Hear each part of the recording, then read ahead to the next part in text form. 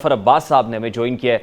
जफर अब्बास साहब, अस्सलाम वालेकुम, बहुत बहुत शुक्रिया आपके वक्त के लिए। आपको ज़हमत शो में इसलिए दी है कि आप आवाम में रहते हैं, पब्लिक पल्स को बेहतर तौर पे समझते हैं। इस वक्त अवामी गम गुस्सा उरूज पर है। पब्लिक पल्स क्या है, अवाम क्या कह रहे हैं, ये आपसे जानेंगे। लेकिन आज एक बड़ी इंपॉर्टेंट पर्सनालिटी के इंपॉर्टेंट केस का फैसला भी आया है कि उनकी सज़ा मुअत्तल हुई है। क्या लोगों को इसमें भी कोई दिलचस्पी है, ये भी बताइएगा। सिर्फ इतनी सी बात पूछूंगा, अगर किसी को सजा मिलने और सजा ना मिलने से आवाम के रोटी दानों में रोटी आ जाएगी तो आवाम का इंटरेस्ट है।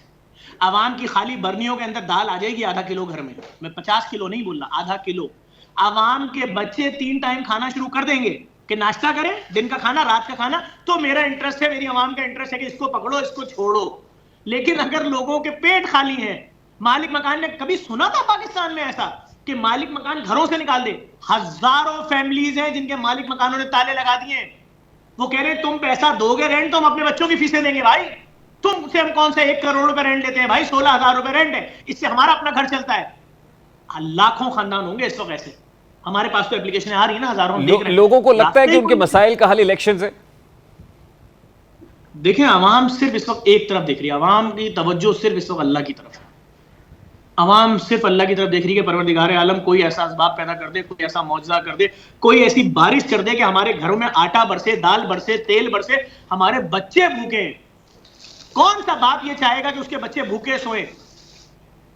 एक घर में खाना पकता है, पूरे मोहल्ले के बच्चे तड़प जाते हैं। मैं जफर अब्बास साहब जो आपसे जानना चाह रहा हूं, देखिए पहले अच्छा और बुरा लीडर पे लड़ाई होती थी कि ये लीडर अच्छा है, ये दे सकता है, ये लीडर ऐसा है जो आवाम के हक में फैसले नहीं करता, या इसने बहुत बुरा किया है, ये पब्लिक का नहीं सोचता है। अब कोई ऐसी डिस्कशन, डिबेट होती हुई नजर आती है आपको अच्छे और बुरे लीडर की?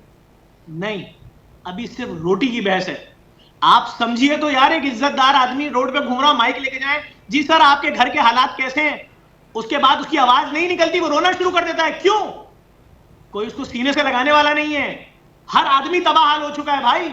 वो एक ऐसा सीना ढूंढ रहा है जो उसको सीने से लगाए और बोले परेशान ना हो, तेरे बच्चों की 6 महीने की फीस हम दे देते, तेरे घर की कटी हुई बिजली हम बहाल करा देते, तेरे घर के खाली बर्तनों में हम राशन भर देते, तेरे बच्चे भी 3 टाइम खाना खाएंगे। वो उसको ढूंढ रहे हैं। उनको नहीं मालूम उसको लीडर बोलते हैं, उसको मसीहा बोलते हैं, उसको सुपरमैन बोलते हैं, उसको अलादीन का जिन बोलते हैं। नहीं मालूम भाई, उसके बच्चे भूखे। एक शख्स की बात नहीं कर रहा हूं, पाकिस्तान की पूरी middle class, lower middle class और गरीब आवाम का यह हाल हो चुका है। कोई सुनने वाला ही नहीं है। मैं किससे आगे चीखूं जाके भाई? अवाम से जब पूछते हैं तो अवाम इसका जिम्मेदार किसको करार देता है?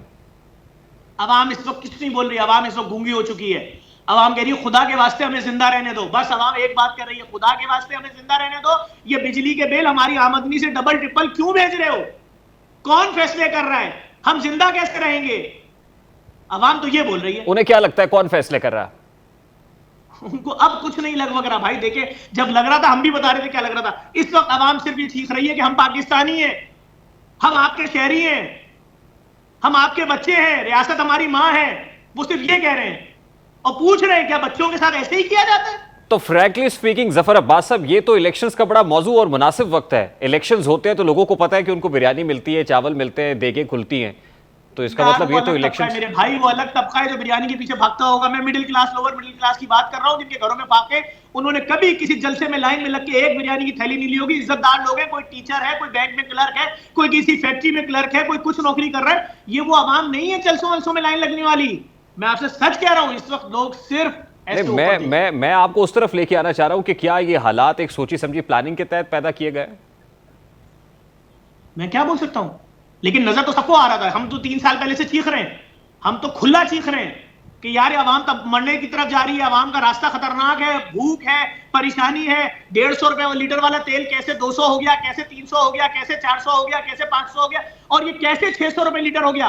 ये 300 रुपए का 10 किलो जो आटा मिलता था आज 1800 रुपए कैसे पहुंच गया? हम तो चीख रहे हैं। ये 150 रुपए की चने की दाल जो मिलती थी आज 300 350 की कैसे हो गई? तो भाई घर का बजट होता था ना कि 50,000 रुपए तनख्वाह में ही 18,000 का राशन आएगा, 36,000 में नहीं आ रहा। और अब तो 1 रुपए भी नहीं राशन का, क्योंकि आमदनी 45,000 थी, बिल 80,000 है। इन हालात में देखिए, इन हालात में अवाम लूजिंग एंड पे है। बेनिफिशियरी कौन है इस तमाम तर सिचुएशन का? देखिए, जो भी बेनिफिशियरी हो, मैं इतना जानता हूं पाकिस्तान की 80% आवाम इस वक्त शदीद डिप्रेशन में है। पाकिस्तान बनने से लेकर आज तक के सबसे मुश्किल तरीन दौर से लोग गुजर रहे हैं।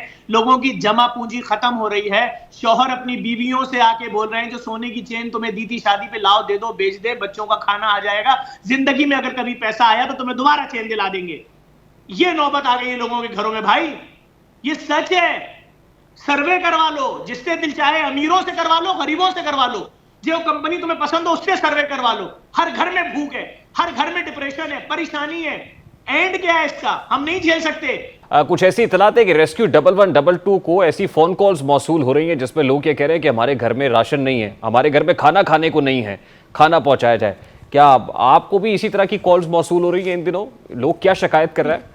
नहीं, ये तो आखिरी ऑप्शन है ना कि अब लोग वजीर आजम सेक्रेटेरिएट फोन करेंगे, कि अब लोग उन इदारों को फोन करेंगे, कंस्ट्रक्शन कंपनियों को फोन करेंगे, लोग फायर ब्रिगेड के ऑफिस फोन करेंगे, लोग 15 पे फोन करेंगे, लोग सुई गैस के ऑफिस फोन करेंगे। इनको जो टोल फ्री नंबर मिलेगा उस पर फोन करके बोलेंगे हम भूखे हैं, हमारे बच्चे भूखे हैं। कितनी शर्म की बात है कि वो पोस्ट चल रही है कि एक औरत कह रही है मैंने 15 पे फोन किया कि मेरे बच्चे 4 दिन से भूखे हैं, और उसके बाद वो एसएसपी साहब जो थे उनके घर राशन लेके पहुंचे। बात यह है कि ये तो आखिरी ऑप्शन था ना आपका, उससे पहले तो हम तक पहुंचे लोग, हमारे जो फलाई इदारे हैं उन तक पहुंचे लोग। बात मैं ये तो कब से चीख रहा हूं 2 साल से कि मेरी समझ में नहीं आ रहा कि जिधर ये महंगाई लेकर जा रहे हैं लोग जिंदा कैसे रहेंगे। फिक्र ना तो देखे ना, इंडिविजुअल्स इंडिविजुअल्स कितनी देर तक करेंगे सर? ये मसले का मुस्तकिल हल तो नहीं है? तो फिर मुस्तकिल हल जो है वो बहुत ड्रॉन है, मैं नहीं बता सकता आपको। क्या है? मैं यहाँ बैठ के नहीं बता सकता। कल भी आपके सामने आया खुदकुशी वाला वाकया, उससे पहले भी पोस्टर चल रही है, लोग खुदकुशी कर रहे हैं। आज अभी सुबह जो मैंने पोस्ट देखी है फेसबुक के ऊपर, पता नहीं किस जगह किस शहर में एक शख्स ने बिजली के बिल की वजह से खुदकुशी कर ली। बात यह है कि ये तो अब हुकूमत ने कोई ग्रांट देनी है भाई। ये लो भाई, राशन आपका 28,000 रुपए महीने पे पहुंच चुका है जो 8,000 का आता था 1 साल पहले। ये कुकिंग ऑयल जो 150 रुपए का लीटर आता था आज 400, 500, 600 रुपए। फ्रैंकली स्पीकिंग, फ्रैंकली हुकूमत से आपको उम्मीद है? नहीं तो फिर कौन करेगा? फिर या तो फिर सब बैठ के दुआ करें, दूसरा बस दुआ ही करें। अब तो बस एक ही ऑप्शन है, रास्ता कोई नहीं है। आप नोट करो यार, शादी हॉलों पे अंधेरा पड़ा हुआ है, लोग बड़ी सादगी से घर के बाहर से अपनी बेटी रुखसत कर रहे हैं, ना मेहंदी, ना मायूं, ना सालगिरह, ना अकीका, ना कुछ भी नहीं हो रहा। आप लोग कुछ भी नहीं कर रहे। अगर किसी को बुलाते नहीं है तो कोई नहीं आता। कोई क्यों आएगा भाई? जब मेरे घर में मेरे बच्चे भूखे होंगे तो मैं आके आपके बच्चे की खुशी में उसको 1000 रुपए दूंगा। अच्छा देखिए, बिजली का बिल इस वक्त बहुत बड़ा प्रॉब्लम है, लेकिन नहीं, राशन भी है, लेकिन बिजली के बिल ने लोगों को मोटिवेट किया कि सड़कों पे आ जाए, और उसके लिए निगरान काबीना ने इजलास भी बुलाया। इजलास पे इजलास, नशस्तन, गुफ्तन और बर्खास्तन। तो उसके अंदर भी लाइकली ये बिजली के बिल माफ तो नहीं होने वाले। जो तजावीज़ सामने आ रही हैं वो यही है कि या तो सर्दियों में ये बिल वसूल कर लिए जाए या थोड़ा सा इसको आगे बढ़ा दिया जाए। मतलब ऐसा नहीं है कि बिल कहीं किसी जगह पर फ्यूल एडजस्टमेंट चार्जेस को माइनस कर दिया जाए या इलेक्ट्रिसिटी ड्यूटी को माइनस कर दिया जाए। तो आपको लगता है कि इस तरह की कुछ तजवीज़ काबिल अमल हो सकती है, ये लोगों को रिलीफ पहुंचा सकती है? जब सैलाब, जलजला, आंधी, तूफान आता है या कोई बिल्डिंग गिर जाती है तो उसके नीचे दबे हुए लोगों को उठाने से पहले हुकूमत क्या ये पूछती है कि हम इस पिलर को उठा के तुम्हारे 3 बच्चों को जिंदा बचा रहे हैं, लेकिन इस पिलर को उठाने का खर्चा तुम्हें जिंदगी में देना पड़ेगा 50 करोड़ रुपए, या उनकी जान बचाना जिम्मेदारी होती है? रियासत की जिम्मेदारी लोगों को रेस्क्यू करना, उनकी जान बचाना, उनको तहफ़्फ़ुज़ देना, उनकी चादर चारदीवारी का तहफ़्फ़ुज़, उनकी तालीम, उनकी सेहत, ये सब कुछ है ना। तो आज तो लोग खुदकुशी का बोल रहे हैं। बाप कह रहा है मैं अपने बच्चों को फेस नहीं कर पा रहा, इसलिए 3 दिन से मोहल्ले के कोने पे पार्क में बैठा हुआ हूं, यहीं सो रहा हूं, यहीं जाग रहा हूं।